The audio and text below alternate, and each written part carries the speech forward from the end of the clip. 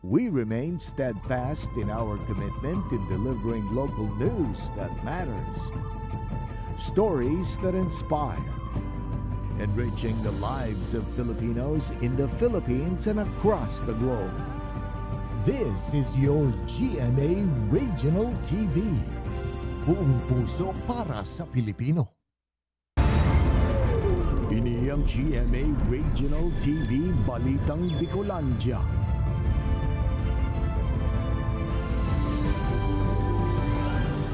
Diyos marhay na hapon mga kapuso, uni na ang Balitang Bicolandia. Hatud miyan pinakadarakula asin pinakabagong mga bareta sa Kabikolan. Kami ang tropa nin katotohanan, mahatud nin mga baretang mayong pigkikilingan, mayo nin pigpoprotehiran. Live halidigdi sa GMA Complex sa Naga City, ako po si Kate Dolavieres. Pirang residente kan Camarines Sur naghahanap asin plano ng magbakal panregalo online. Publiko pigpapatanidan kan DICT dapit sa 12 scams of Christmas na syertong makakabiktima subuot ngunyan na holiday season. Tutukan sa report ni Jessica Kalinog. Laog kan mga online shop ang 26 anyos na si Rose Ann. Kaya ngunya na haraninaan Pasko. Sige-sige naman ang sa iyang add to cart nin mga panregalo sa iyang mga inaanak. Mura tapos marami sale. Alagad no to online payment subuot si Rose Ann. Yaon man kaya ang paghandal na tibaad mas scam siya. Asin imbes na panregalo, kulog sa payusanaan mag-abot sa iyang ngunya na Pasko. Tinitingnan ko yung mga comment kung talagang legit siya or hindi. Kapag wala siyang comment, hindi ko siya ino-order. Pareho ni Rose Ann, online shopper man si Myla. Kadaklan sa iyang mga pigbabakal digdi, mga ititinda niyang gamit. Ano ma'am, yung mga unique man ma'am, tapos yung mga diamond sa mga kataraid, kaparehas, tas the best talaga free shipping. Minsan naman daang nabudol si Myla online. Kan-an pig-order na headphone, raot nang nag-abot. Alagad padagos man giraray siyang nag-add to cart nin items, pero mas wais na siya ngunyan sa pag-checkout. Kasabay kan Christmas countdown, an patanid man kan Department of Information and Communications Technology o DICT sa pigaapod nindang 12 scams of Christmas. Kabali na digdian pagpapadara nin text messages o email dapit sa for delivery na items sa kamahagad nin personal na mga impormasyon, pati naan sa online bank. May mga nag-opresir man in free trial para sa partikular na produkto na pag natapos na ang trial period, otomatikong makuanin kantidad sa imong credit card o linked bank account. Kaya ngunya na holiday season, an abiso kan DICT, day maghidali sa pagpindot kan checkout as in place order button. Kung day sigurado kung lihiti mo ang babakalan, day na pagpirit pa. Maglakaw-lakaw na sana sa mall o sa merkado. Tabaka duman ka man sana makakua, kan hanap mo. Kaibanan si Gerald Gandia, Jessica Kalinog, Balitang Bicolandia. Edad 15 hasta 24 o adolescents, ikadua sa age group na may halangkaw na kaso nin HIV/AIDS sa Pilipinas, susug sa Department of Health. Pagkaaram ka na sabing age group sa helang na inaapod man na silent epidemic. Kumusta kaya? Uyan report ni Chris Novello. Susog sa National HIV and STI Surveillance as in Strategic Information Unit kan Department of Health. Poon kan taong 1984 hastang ngunya na taon, uminabot na sa kabilugang 112,028 ang kaso kan HIV cases sa nasyon. Haros ka ba nga o 47% subot sa parehong datos ang nasa 15 to 24 age group o adolescent kung sa iniman ng edad kan mga nagkaklase pa. Ninhuli sa curiosity sa orolay pakikipagdurog, ang social media subot ang dinadalaganan ka na sambitan ng age group. Susog sa sarong eksperto. Doon nila yan nakukuha idea. Yan din yung group na curious, 'di ba? Yung adolescent group. Curious na sa ganung sexual. Nagluluwas man na hababa pa ang awareness ka nasabing age group pagabot sa nasabing helang na inaapod man na silent epidemic. Katakod kay ni, como parte kan Health Consciousness Day, nakipagpartner ang eskwelahan na ini sa siyudad ni Naga sa Hygiene Clinic ang Naga City LGU para sa libreng HIV testing. Pirang estudyante man na nagaprobitsar kan libreng testing. Kung saan maray na indikasyon subuot na mahali ang stigma o takot na magpatest. Para na din po sa awareness na po. Ang school ay napakalaki yung role, dakula po ang role kang school. Particularly to to provide particularly para magkaigwa kataning community na free from anything that has to do with gender-based issues. May mansubot na dapat na ikasupog sa pagpapatest, magi ng paggamit nin kondom, contraceptives sa sinipapa na nakakatabang nga ni mapugulan ng paglakop ka na sabing helang. Nagsisilbi mansubot ining early detection sa mga magpupositibo sa nasabing helang. Mayo mansubot na dapat ikahandal ang nagpatest, ninhulita confidential ang mga datos. Kay Baran si Carlo Abunita, Chris Novelo, Balitang Bicolandia. Pagkasulo kan duwang residensya sa Daet Camarines Norte asin Tigaon Camarines Sur, pigtutubudan na pigtuyong gibuhon kan daipa na bibistong mga persona. Ang detalye sa tuyang tutukan sa report ni Jessica Calinog. Pigaarang pangunyan kan Daet Central Fire Station kung may katotoohan na tuyong pigsuluan sarong residensya sa Barangay Alawihaw, Daet Camarines Norte. Maalas 10 nin aga kan mai-report ang kasulo na subuot nagpuon sa sarong kwarto. Partially damaged ang imbueltong harong na nagsapo nin poko mas o menos 200,000 pesos na kantidad kan danyos. So ngayon tinitinan po natin yung anggulo na sinasabi po na sinunog nga. Pwede po kasi magsabi kahit sino na sinunog yan, sinunog ito.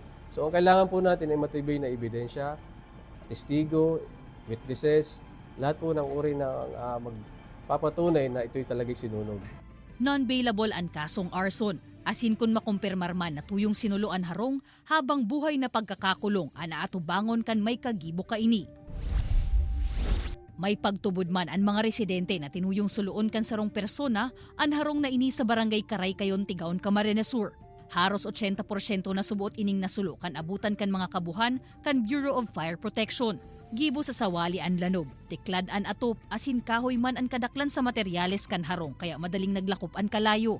Sa ginibong mapping kan Tigaon Fire Station, nasusog sa kusina ang pigpuunan kan kalayo, alagad bako manin huli sa kuryente. Padagos na iniimbestigaran asin ning statement sa may sa diri kan harong saka sa testigo ngani mapatunayan kung hindi po talaga Pinoy yung sinulo o aksidente. Sa ngunyan mamay pa pong testigos nakahiling sa oras pong ini. Nangangapodan man ang mga otoridad sa publiko na dainanggad pagbayaan ang harong na may nakasaksak na appliances. Asin kung mapupwede, kung mabakasyon, magwalat nin mamang no digdi, nganing maibitaran ang posibleng pagbungkaras kan kasulo, urog na ngunyan na holiday season. Ini si Jessica Calinog, Balitang Bicolandia. Pasado alas 8 na nin aga kasubago kan madiskubre na nilaog nin parahabon ang sarong pawn shop sa Barangay Talisay West District, Sorsogon City. Tulos man na nagresponde ang mga otoridad. Sigun sa report, nagkalot ang mga suspetsado sa irarom kan daga asin duman nag-agi tanganing makalaog sa mismong establishmento. Kinakarkulong nasa 300 na mga alahas asin relo na nasa 1.5 million pesos ang kantidad asin cash na nasa 30,000 pesos ang nalalay. Sa ngunya, nagpapadagos pa ang investigasyon kan mga otoridad sa insidente. Youth leaders gikan sa man iba-ibang probinsya sa Bicol Region pigtiripon sa ginibong Bicolano Youth Conference sa Naga City. Mga jovenes, pigyan kaminar na magpartisipar sa pagkrear nin mga proyektong makakatabang sa komunidad. Uyan report ni Jessica Calinog. Sarong Youth Conference para sa mga Bicolanong jovenes ang isinagibo kanyang Southeast Asian Leaders Initiative o YCLI Bicol Hub sa Naga City. Pigpartisiparan ini kana sa 72 youth leaders gikan sa man iba-ibang lugar sa Bicol Region. Napaka-importante ang pag-a-attend sa mga araw kaining seminars or araw kaining conference dahil may mga nakukuha kitang bagong insights. Dugang pa ni Luis, sa mga siring na pagkakataon man urog na nabibilog ang sa indang mga kakayanan asin mga kaaraman na magagamit ninda sa pagsagibo kan mga responsibilidad como lideres. Durante kan aktibidad, may mga YCLI alumni na nagheraskan sa indang mga eksperyensya sa organisasyon asin sa indang mga nagin advokasya.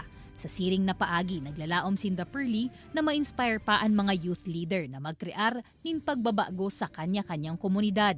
We advocate for this youth empowerment through policy making and of course talking about different projects that we can do in the communities. May nagkapirang bisita man gikan sa US Embassy na nag-atendir sa aktibidad. Nganing mahiling kung paano pigtutulod kan mga Bicolano youth leaders an man iba-ibang programa asin inisyatibo para sa ikakamaray kan kapwa jovenes, kapwa Bicolano asin kapwa mga Pilipino. Kaibanan si Gerald Gandia, Jessica Calinog, Balitang Bicolandia. Ma'am, paano ka po day mai-scam online? Siyempre, para ma-sure ko yung quality, i-review ko muna yung mga comments, then sasaroon ko muna kung legit siya, then duman sa mga sold out kung dakol ang mga nagbabakal. Pag halimbawa nag-abot si order, i-check mo muna bago ka siya mabayad. Para sure po na day ka talaga mabubudol. Pigiling ko kaya mga previous na yan mga comments ninda about sa mga nare-receive ninda. Day ka magbakal ning itong day mo sigurado. Saka may hiling mo yan sa mga account, kung mga dami account, day ka mag sa online na arog ka yan. Ini ang GMA Regional TV Balitang Bicolandia.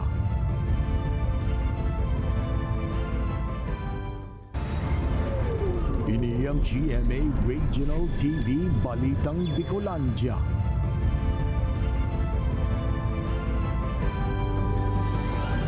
Certification kan pagiging ASF free iyon na sa naan pigahalat kan banwaanin si Pocot Camarines Sur tanganing makabalik na sa dating operasyon ang local market kan Urig. Ang detalye aramunta sa pagtutok live ni Jessica Kalinog. Jessica?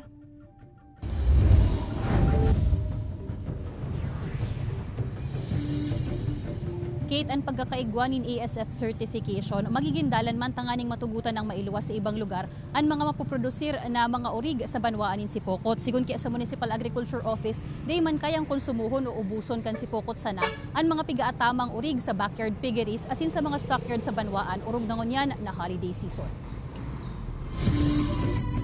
Piguhurot kan Sipokot Municipal Agriculture Office na maibalik na sa pink zone an sa indang banwaan. Pigahalat na sa naman nindaan ASF free certification gikan sa Department of Agriculture nganing makabuelo na liwat pagpabakal nin urig an mga hog raiser. Kung mangyari kaya ini, posibleng magmahal na liwat an pabakal sa live weight na urig.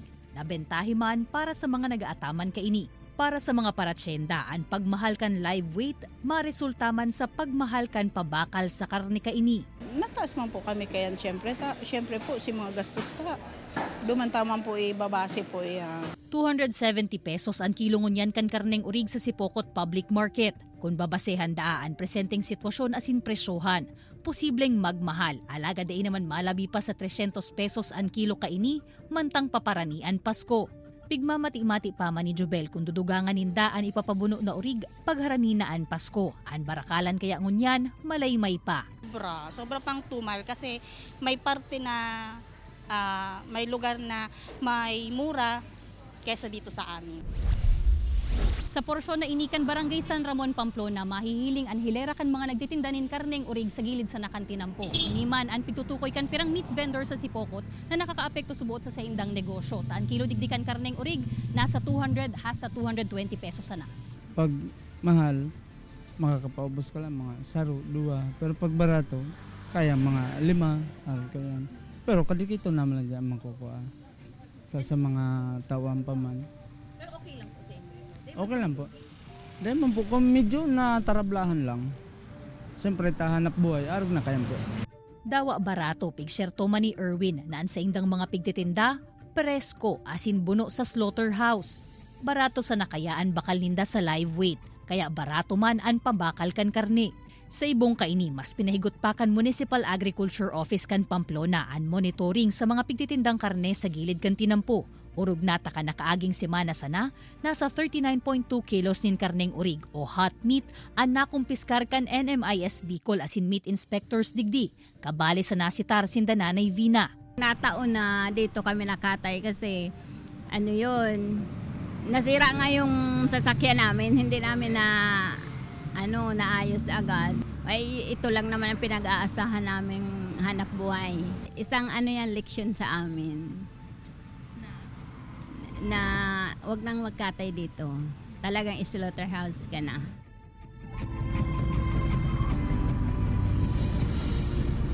Kasubago Kate kan paglibot duman sa mga pwesto ka nagtitindanin karne sa gilid kan Tinampo digdi sa Pamplona nahilingtan na anas man iniigwanin tatak o itong meat brand. Sarong indikasyon na pigbunoan mga ini sa slaughterhouse. Sigun sa NMIS Bicol, di man pigbabawal ang pagtinda sa gilid kan Tinampo basta nagsusunod sa tama asin legal na proseso. Mientras tanto, nakatalaan man na i-reactivate kan LGU Pamplona ang sa indang ASF Task Force Komo paglikay subuot sa posibleng o sa huma na makalaog pa digdi sa indang banwaan anhelang urog nangon niya na mapasko asin bagong taon.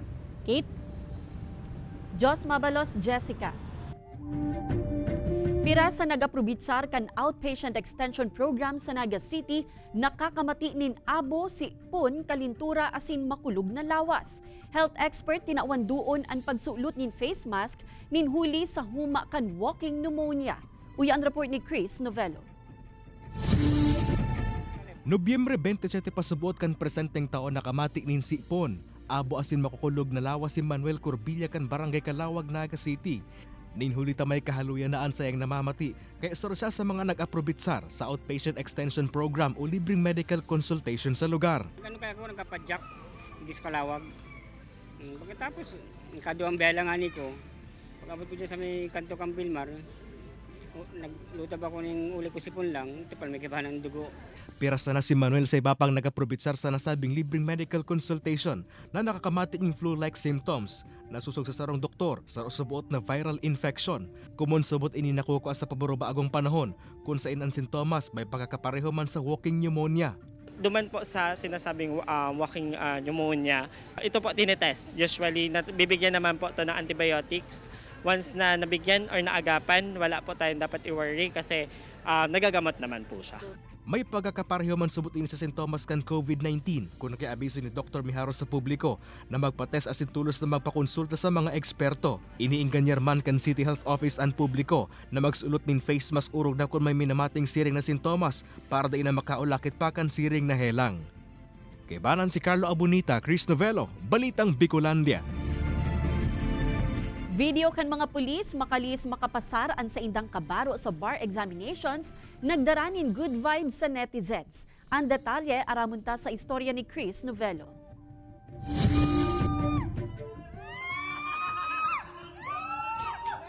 Sa enot na hiling, huhunaon mo na ng gana sa loto ang saro sa mga personahe kan San Vicente Municipal Police Station sa Camarines Norte. Alagad mas labi pa sa kapangganahan sa loto ang nakuan ni Police Captain Roslan Gonzales, ang Deputy Chief of Police kanasambitan ng estasyon, makalihis makapasar sa 2023 bar examinations.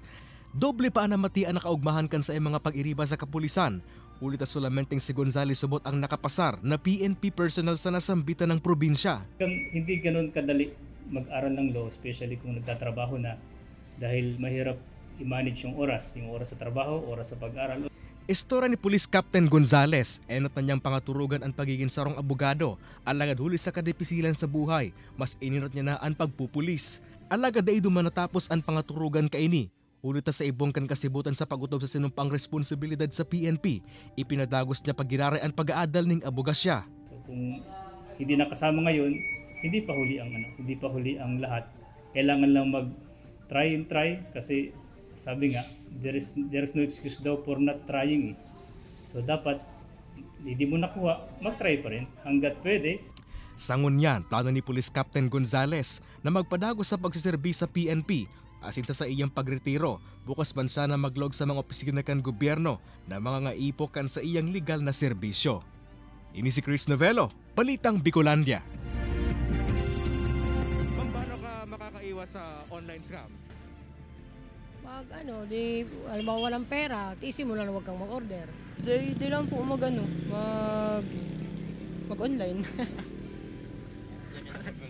Di lang mag-online para na yung online scam. Hindi mo re-reply ang mga niya. Ang sayang kung anong i-message sa'yo mo, yun lang yan.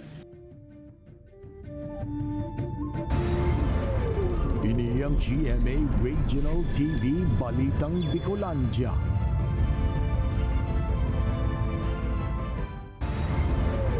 Ini ang GMA Regional TV Balitang Bicolandia.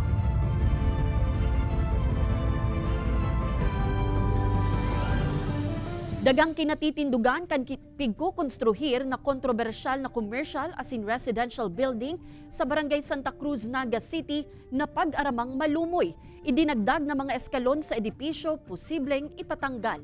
Tutukan sa report ni Chris Novello. Maski pinundunaan patrabaho sa kontrobersyal na 13-story building sa Barangay Santa Cruz, Naga City, di man giraray mali kayang mahandal ni Katrina. Pirang metro sa naman kaya ang distansya kan sa indang pwesto sa edipisyo.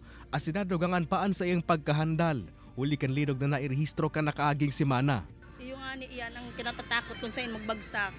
Dahil masyadong delikadong maray. Manumoy ang daga kung kaya bagsak sa soil stability test ang dagang kinakatindugan kan kontrobersyal na 13-story building sa lugar. Ini ang commercial as residential na edipisyo na 6-story building sa unapproved na building permit kan syudad at lagid naging 13-story na. Posibleng ipahali man subot sa building owner at idinagdag na eskalon sa edipisyo huli sa soil stability sa lugar. We require the building owner to submit to us their structural computation also. So, para mapahiling niya sa muya na talagang tama itong gilibon nila. Subject for our evaluation. Then once submitted, ma-ruling kami kung ano ang dapat gibuhon sa building. Sangon yan, naghagad subot nin panahon ang may sadiri kan edipisyo para makapagsumitir kan kinakaipuhang mga dokumento. Mantang epektibo man giraray ang cease and desist order na enot ng pinalawas kan opisina sa pagkonstruir kan na sambitan ng edipisyo. Kay banan si Carlo Abunita, Chris Novelo, Balitang Bicolandia. Duwang estudyante kan Camarines Sur National High School Liboton Campus nakuanan nin pigtutubudang dahon nin pinaalang na marihuana. Nakaresibi subuot nin impormasyon ang security officer kan eskwelahan na duwa sa saindang mga estudyante an may darang pigtutubudang marihuana. Tulos man ining dinumanan sa classroom asin pig-imbitaran sa guidance office. Digdi na subuot kinapkapan ang mga estudyante asin nakua sa mga ini ang sarong sa nin marihuana. Tulos man na pinatransfer sa ibang eskwelahan ang mga estudyante, alagad isa sa iraruman giraray sa mahigot na monitoring. Nangapodan ngunyan ang manihamiento kan eskwelahan sa mga magurang na pirming mangnuhon asin kumustahon ang sa indang mga aki, tanganing mailikay na maimbelto sa mga iligal na gibo.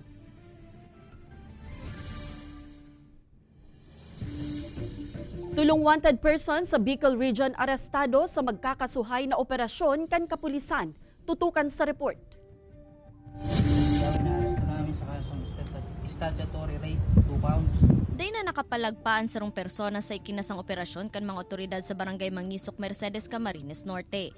Piko konsiderar ang 18 anyos na sospek como rank 10 Regional Most Wanted asin rank 1 Municipal Most Wanted person sa Banwaan kan Mercedes. Nahampang ini sa duwang kaso nin statutory rape. Sa barangay Pahinga Sur, Candelaria, Quezon, rata man sa kamot kan mga otoridad ang number 7 Regional Most Wanted person kan PNP Bicol. Residente kan San Andres, Catanduanes, ang 21 anyos na sospek kasi nahahampang sa 3 counts of statutory rape. Mientras tanto, sarupang residente kan kaparehong Banwaan na naarestar man kan mga otoridad sa pigkondusir na operasyon sa Muntinlupa City. Nahampang ang nasambitan ng persona sa kasong acts of lasciviousness. Dati na namin pakiusap sa mga may kamag-anak na nagtatago sa batas. Pwede kung pwede sana makipagtulungan na rin kayo sa amin para kahit paano matulungan namin sila, ipaalam lang nila kung nasaan. Wala namang mangyayaring masama ron. Sa ngunya nasa kustudiyan na kan mga otoridad na nasambitan ng persona para sa maninigong disposisyon. Ini si Don Jimenez, Balitang Bicolandia. Makalihi sa anpirang aldaw na paghahanap kan mga otoridad, dagos ng pinundo ang pigigibong search and retrieval operation sa lawas kan sarong nawawarang parasira sa Paracale, Camarines Norte. Sigun sa report kan mga otoridad, sarong apod ang naresibi nindagi kan sa PCG Quezon, dapit sa nako ang bangkay sa kadagatang sakop kan Perez, Quezon. Aldaw panin Lunes ka na-recover ang bangkay, alagad huli na sa state of decomposition na tulos ng ipiglubong ang biktima. Naipaabot naman subuot sa kaaraman kan pamilya ang nangyari. Kung marurumduman Nobyembre 30, kan maglawod ang biktima alagad diin na ini nakapuli sa iyang pamilya.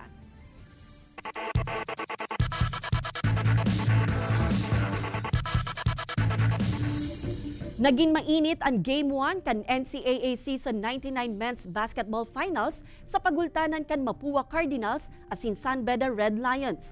Alagad sa huri, day man giraray napatumba ang Mapua Cardinals. Makalis magtapos sa score na 68-63. Liwat na maghahampangan ang duwang grupo sa Disyembre 10 asin 17. Kaya day palagpason ang mas maaksyon asin mainit na mga pangyayari sa finals.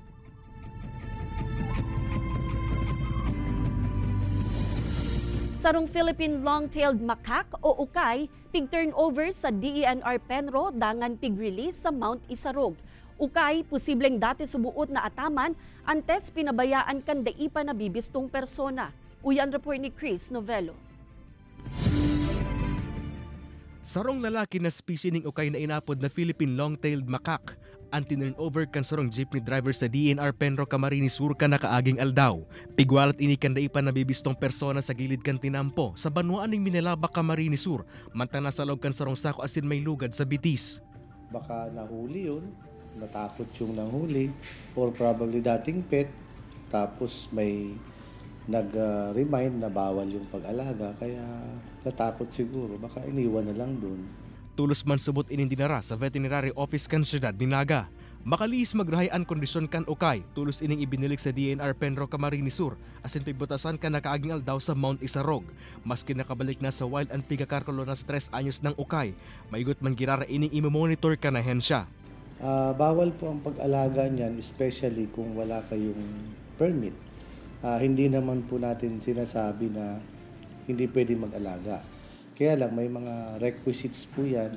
It requires permit before you can possess yung ating mga wildlife. Mahampang sa Wildlife Act of 2001 ang CSMA na illegal na maataman sa siring ng mga hayop. Kay banan si Carlo Abunita, Chris Novello, Balitang Bicolandia. Mga kapuso, 18 days na sana, Pasko na. Madadalan ang episode na ini asin iba pang pinakahuring lokal na bareta sa official website kan GMA Regional TV, www.gmaregionaltv.com. Pwede man kamong magbisita sa sumuyang official YouTube channel, GMA Regional TV, asin i-click ang subscribe button para sa pinakamaiinit na bareta hale sa man-ibaybang rehiyon. Mabalo sa mga kapusong Bicolanong nagantabay, maging sa mga kapuso nyato abroad. Ninhulita sa GMA Regional TV, Local News Matters. Asin yan ang pinakadakula asin mainit na bareta sa Kabicolan. Ako si Kate Dalovieres. Kami ang GMA Regional TV Balitang Bicolandia, bilog na puwersa para sa mas dakulang misyon asin mas mahiwas na pagserbi sa nasyon.